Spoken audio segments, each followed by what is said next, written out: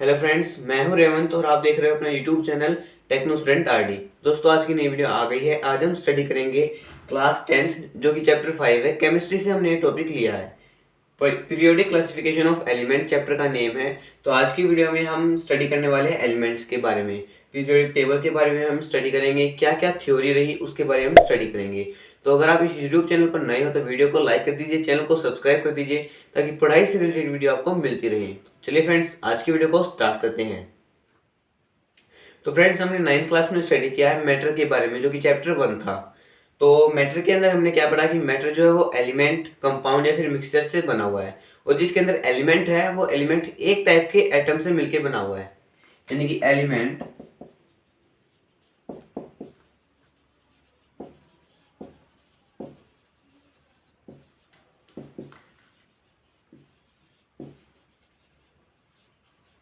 यानी कि जो एलिमेंट है वो सिर्फ एक टाइप के एटम से मिलकर बना है। तो इसके अंदर अब हम एलिमेंट के बारे में ज़्यादा हमारा ध्यान रहेगा।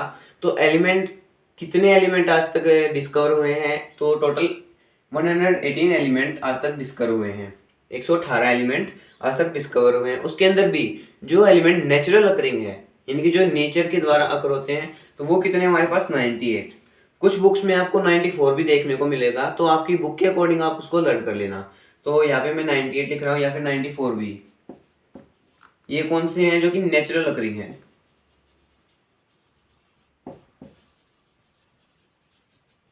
अब एलिमेंट्स तो डिस्कवर हो गए, तो इनकी प्रॉपर्टीज के बारे में भी हमें जानना है। तो इनकी प्रॉपर्टीज को जानने के लिए जो साइंटिस्ट थे पहले के, उन्होंने क्या किया, इनकी ना ग्रुपिंग करनी स्टार्ट कर दी। यानी कि एलिमेंट्स को ना ग्रुप के अंदर बना के उनको क्लासिफाई करना स्टार्ट कर दिया कि इसकी प्रॉपर्टीज ऐसी हैं, इनकी सिमिलर प्रॉपर्टीज हैं, तो हम इनको ऐसे रख दें। तो जो सबसे पहले हमारे पास साइंटिस्ट आए वो आए डोबर्नियर। कौन आए? डोबर्नियर साइंटिस्ट आए हमारे पास। इन्होंने क्या किया, अपना एक लॉ दिया। यानी कि ये क्या थे, ये जर्मन केमिस्ट थे। तो इन्होंने अपना एक लॉ दिया, लॉ ऑफ ट्राइड्स। तो ट्राइड्स, इन्होंने लॉ ऑफ ट्राइड्स दिया।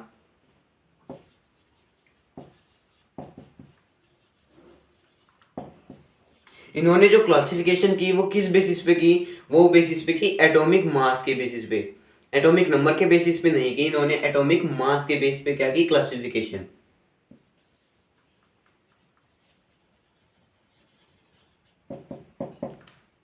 क्लासिफिकेशन ऑन बेसिस ऑफ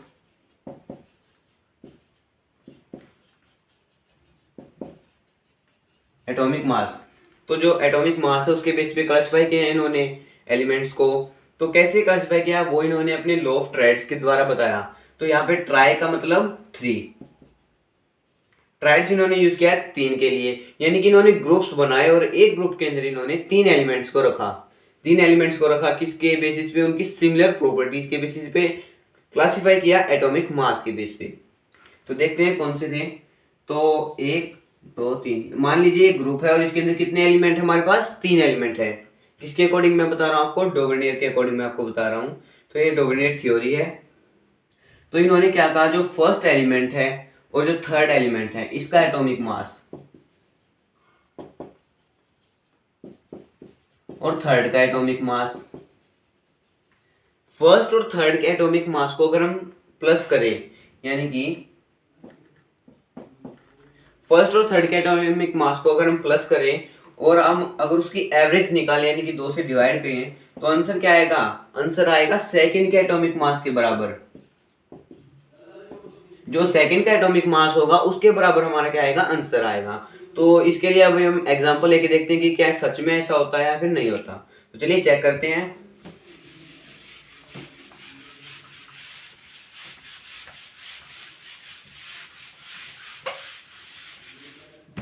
तो अभी हम एग्जांपल ले रहे हैं।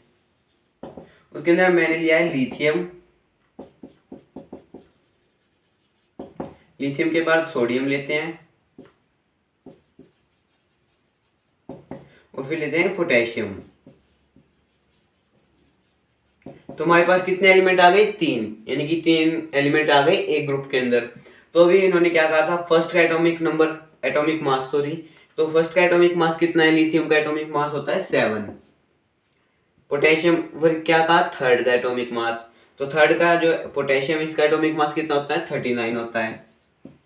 तो हमें सोडियम का हमें देखना नहीं है, क्योंकि इन्होंने क्या कहा, इनके इसी की वजह से हम इसका निकाल देंगे। तो क्या कहा इन्होंने, 39 + 7, और इसकी क्या निकालनी है, एवरेज निकालनी है बाय में 2। तो हमारे पास क्या आ जाएगा, 46/2 हमारे पास आएगा। इसको कैंसिल करेंगे तो कितना, 23। और सच में जो सोडियम होता है उसका एटॉमिक मास कितना होता है, 23। ऐसी एनसीईआरटी के अकॉर्डिंग इनके सिर्फ और सिर्फ ऐसे करके 3 ट्राइड्स बने, यानी कि 3 ही ग्रुप बन पाए। जैसे ये एक ग्रुप और एक दूसरा ग्रुप होता हमारे पास, ऐसे ही कितने ग्रुप बन पाए, 3 ग्रुप इनके बन पाए। और इसलिए इनकी कुछ लिमिटेशंस रही। 3 ग्रुप, 118 एलिमेंट है उसमें से 3 ग्रुप बन जाए, यानी कि कितने, 9 एलिमेंट को प्रॉपर्टीज का हमें पता चला। तो और एलिमेंट्स का क्या होगा, इसलिए इनकी जो लिमिटेशंस रही। उसके बाद दूसरे हमारे पास साइंटिस्ट आते हैं, उनका नाम है न्यूलैंड। उससे पहले न्यूलैंड की जो थ्योरी उसके बारे में हम स्टडी करें, तो जो डोबर्नियर ने हमें क्या दी थी, जो ट्राइड्स उन्होंने बताए थे उसमें से एक तो मैंने आपको बता दिया, लिथियम, सोडियम और पोटेशियम वाला। उसके बाद इन्होंने और भी बताए, वो कौन सा था, इनके 3 बताए इन्होंने, तो वो मैं आपको बता देता हूँ। कैल्शियम, स्ट्रोंटियम और फिर इनका था बेरियम। एक था फिर इनका क्लोराइड, ब्रोमाइड और आयोडीन, यानी कि क्लोरीन, ब्रोमीन और आयोडीन। इन्होंने ये इनके 3 ट्राइड्स थे, किसके, डोबर्नियर के। और अगर आपको डोबर्नियर के बारे में जानना है तो आपकी एनसीईआरटी की जो बुक है उसके अंदर आपको एक बॉक्स मिलेगा, उसमें से आप स्टडी कर सकते हो। तो नेक्स्ट हमारे पास आता है न्यूलैंड, जिन्होंने क्या किया, लॉ ऑफ ऑक्टेव्स दिया। वो मैं आपको बताऊंगा अभी क्या लॉ ऑफ ऑक्टेव्स क्या था। न्यूलैंड लॉ ऑफ ऑक्टेव, यहाँ पे जो ऑक्टेव है ये 8 के लिए, वहां पे क्या था, ट्राई था 3, यहाँ पे ऑक्ट है तो किसके लिए, 8 के लिए। तो इन्होंने किस बेसिस पे क्लासिफाई किया है, इन्होंने भी एटॉमिक मास के बेस पे क्लासिफिकेशन की एलिमेंट्स की। तो इन्होंने इंक्रीजिंग ऑर्डर में उनको लगाया, क्या क्या, इंक्रीजिंग ऑर्डर में लगाया। जैसे सबसे लो एटॉमिक मास किसका, हाइड्रोजन का। उससे फिर इन्होंने सबसे लो एटॉमिक मास कहाँ तक ये लेके गए, थोरियम तक। थोरियम कौन से नंबर पे आता है हमारा, 56 नंबर पे आता है। यानी कि उस टाइम तक 56 एलिमेंट जो वो क्या थे, डिस्कवर हो चुके थे। तो हाइड्रोजन से थोरियम तक, थोरियम का इनके पास क्या था, सबसे ज्यादा हाईएस्ट एटॉमिक मास किसका था उस टाइम पे, थोरियम का था। इन्होंने ये कब किया, ये किया इन्होंने 1866 में। इन्होंने अपनी ये लॉ ऑफ ऑक्टेव्स को बताया।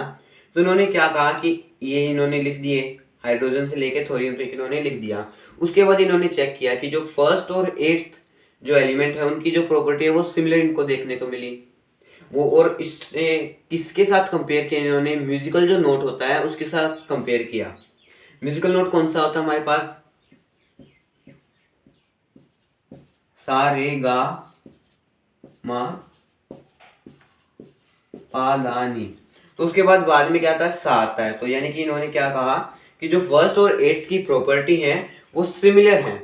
ऐसे इन्होंने एलिमेंट्स के साथ कह दिया, जिसकी लिथियम की प्रॉपर्टी सोडियम के साथ सिमिलर, बेरिलियम की प्रॉपर्टी इन्होंने मैग्नीशियम के साथ सिमिलर, ऐसे फर्स्ट और 8th की। इसलिए क्या कहा इसको, लॉ ऑफ ऑक्टेव का, यानी कि फर्स्ट और 8th जो एलिमेंट है उसकी प्रॉपर्टीज सिमिलर होंगी। तो न्यूलैंड ने ये बताया। और कैसे अरेंज किया, एटॉमिक मास के बेस पे क्लासिफाई किया, इंक्रीजिंग ऑर्डर में इन्होंने उसको अरेंज किया।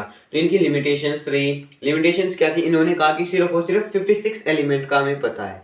लेकिन अब मैंने आपको क्या बताया स्टार्टिंग में ही, कि हमें कितने 118 एलिमेंट का पता चल चुका है जो कि डिस्कवर हो चुके हैं। और इन्होंने क्या था कि 56 ही होंगे, उससे ज़्यादा होंगे नहीं। तो ये क्या, ये इनकी लिमिटेशन हो गई। दूसरा, इन्होंने कैल्शियम तक ही, जो इनका ये लो था कैल्शियम तक ही फॉलो हुआ। कैल्शियम 20 नंबर पे आता है हमारी पीरियोडिक टेबल में। तो सिर्फ और सिर्फ कैल्शियम। एक लिमिटेशन क्या रही कि कैल्शियम तक इन्होंने कहा, इनका जो ये लो था ये सिर्फ कैल्शियम तक अप्लाई हुआ, उसके बाद ये अप्लाई ही नहीं हुआ। और बीच में इन्होंने क्या किया, जो इनकी थर्ड लिमिटेशन है, इन्होंने 2-3 एलिमेंट्स को एक ही स्लॉट के अंदर, यानी कि एक ही ग्रुप में, ग्रुप बना के एक ही स्लॉट के अंदर रख दिया।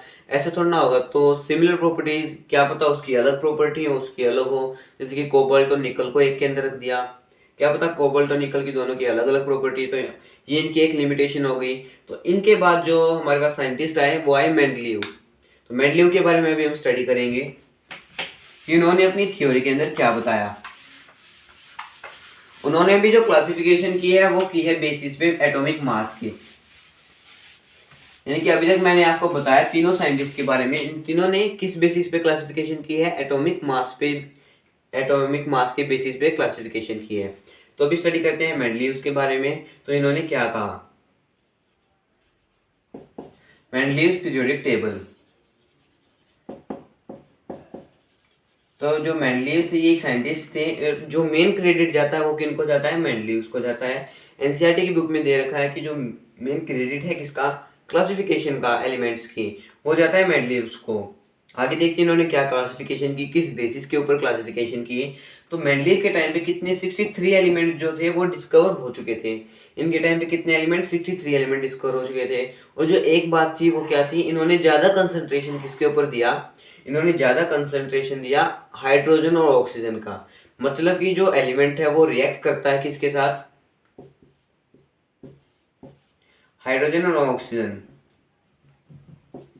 हाइड्रोजन और ऑक्सीजन रिएक्ट करता है एलिमेंट के साथ और क्या बनाता है? कंपाउंड बनाता है। तो इन्होंने एक फॉर्मूला दिया कि जो हाइड्राइड और ऑक्साइड हैं वो मतलब ट्रीट किए जा सकते हैं किसके लिए? एक बेसिक प्रॉपर्टी एलिमेंट को क्लासिफाई करने के लिए। यानी कि एलिमेंट को क्लासिफाई करने के लिए हाइड्रोजन और ऑक्सीजन भी एक बेसिक प्रॉपर्टी हो सकते हैं। तो इन्होंने ऐसा कहा। उसके बाद इन्होंने क्या किया? 63 कार्ड्स लिए। क्या लिए? 63 कार्ड्स।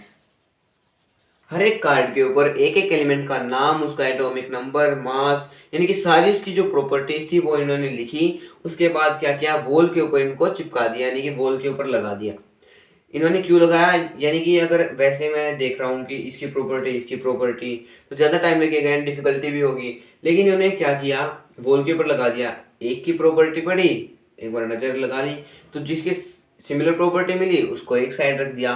और इन्होंने किस बेसिस पे लिखा? एटॉमिक मास के बेसिस पे, केमिकल प्रॉपर्टी और फिजिकल प्रॉपर्टी के बेसिस पे इन्होंने क्लासिफाई किया। रिलेशनशिप बनाया किसके बीच में? एटॉमिक मास, केमिकल प्रॉपर्टी के बीच में। आगे जाके इन्होंने अपना एक पीरियोडिक लॉ, जो कि इन्होंने लॉ दिया, कौन सा? Periodic law.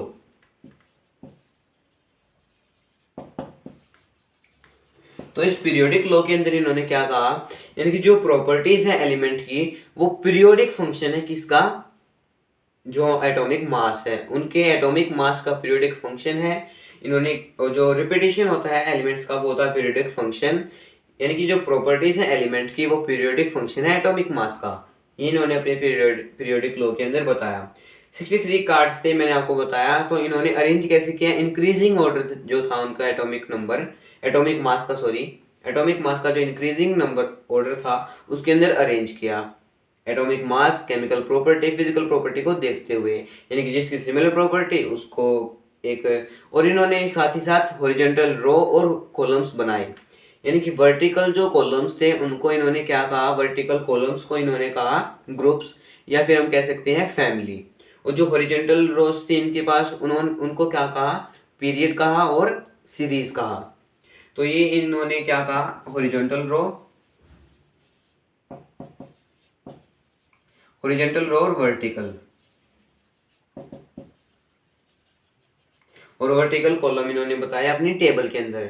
यानी कि वर्टिकल कॉलम के अंदर ग्रुप्स आएंगे और जो हॉरिजॉन्टल रो उसके अंदर सीरीज या फिर पीरियड आएंगे। तो ये मेंडलीव ने बताया। आगे इनकी क्या अचीवमेंट रही, क्या एडवांटेज रही, वो भी हम स्टडी करते हैं।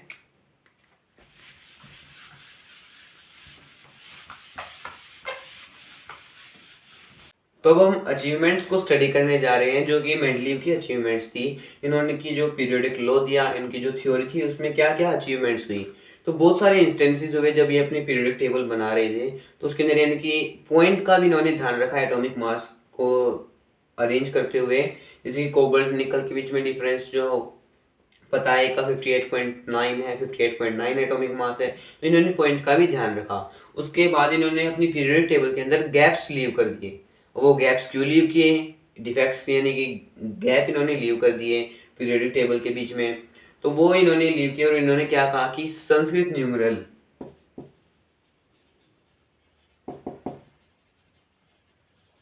इन्होंने एक संस्कृत न्यूमरल का यूज किया, वो था एका, जिसका मतलब होता है 1। इन्होंने एका का यूज किसके लिए किया? प्रीसीडिंग जो एलिमेंट्स हैं उनके लिए इन्होंने यूज किया एका का, जो कि एक संस्कृत न्यूमरल है। वो इन्होंने क्या कहा कि जो आगे इनको पूरा विश्वास था, इन्होंने भविष्यवाणी कर दी कि मैंने गैप इसलिए छोड़े हैं यहाँ पे कि जो आगे डिस्कवर होंगे एलिमेंट्स वो इसके अंदर आ सके। इन्होंने कहा एका बोरोन, इन्होंने कहा एका बोरोन जो हम जानते हैं उसका क्या नाम है, स्कैंडियम। यानी कि इन्होंने पहले ही बता दिया था कि कुछ एका बोरोन की प्रॉपर्टीज के जैसा एक एलिमेंट होगा और उसको अब हम क्या कहते हैं, स्कैंडियम कहते हैं। ऐसे ही इन्होंने क्या कहा, एका एल्यूमिनियम, एका एल्यूमिनियम, और उसको अब हम क्या कहते हैं, गैलियम कहते हैं। एक उन्होंने यूज किया एका सिलिकॉन,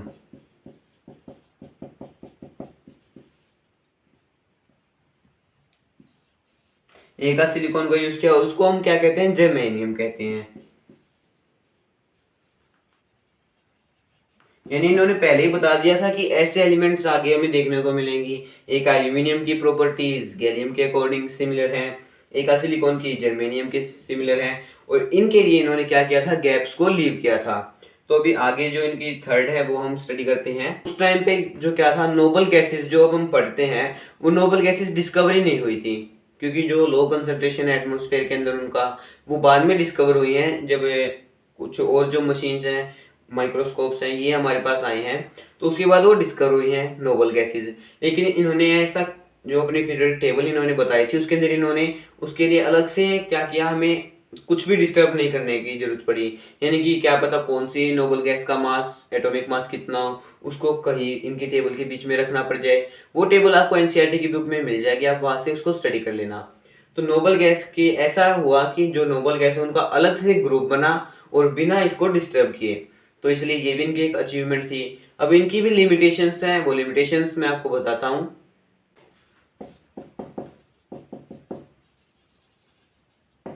लिमिटेशंस की अब हम बात करते हैं, तो इनकी जो लिमिटेशंस रही वो क्या रही कि जो हाइड्रोजन की इन्होंने पोजीशन बताई वो वेल डिफाइंड नहीं थी। यानी कि जो हाइड्रोजन है वो ऑक्सीजन या फिर क्लोरीन, हेलोजेंस, इनके साथ क्या करता है, सल्फर, इनके साथ रिएक्ट करके कंपाउंड बनाता है, और इसलिए जो उसकी जो पोजीशन है वो हम वेल डिफाइंड नहीं कह सकते। क्या पता वो कौन सी पोजीशन पे हो, लेकिन मेंडलीव ने क्या एक फिक्स्ड पोजीशन उसको बताई थी, तो ये एक लिमिटेशन हो गई। दूसरी लिमिटेशन हमारे पास आती है आइसोटोप। क्या लिमिटेशन आई, आइसोटोप। अब आइसोटोप मैं आपको बताता हूँ क्या होता है। यानी कि एटॉमिक जो नंबर है वो तो सेम हो, लेकिन जो एटॉमिक मास है वो डिफरेंट हो। आइसोटोप होते हैं यानी कि जो इनकी केमिकल प्रॉपर्टीज सिमिलर है, लेकिन जो एटॉमिक मास है वो डिफरेंट है। और मेंडलीव ने किस बेसिस पे क्लासिफाई किया था, एटॉमिक मास के बेसिस पे, तो डिफरेंट हो गए, इसलिए ये भी इनकी एक लिमिटेशन हो गई। तो ये थी इनकी लिमिटेशंस जो कि मैंने मेंडलीव के बारे में आपको बताया, इनकी क्या थ्योरी थी। डोवर्नियर के बारे में हमने स्टडी किया और न्यूलैंड के बारे में मैंने स्टडी किया। अगर आपको इनके बारे में जानना है तो आपकी एनसीईआरटी की जो बुक है उसके अंदर आपको बॉक्स मिलेंगे, वहां से आप इन सभी साइंटिस्ट के बारे में स्टडी कर सकते हो। आज की वीडियो के लिए इतना ही। तो अगर वीडियो अच्छी लगे वीडियो को लाइक कर दीजिए, चैनल को सब्सक्राइब कर दीजिए। अगर आपको किसी और भी टॉपिक के अंदर डाउट हो तो कमेंट बॉक्स में आप पूछ सकते हैं। वीडियो को शेयर कर दीजिए। धन्यवाद।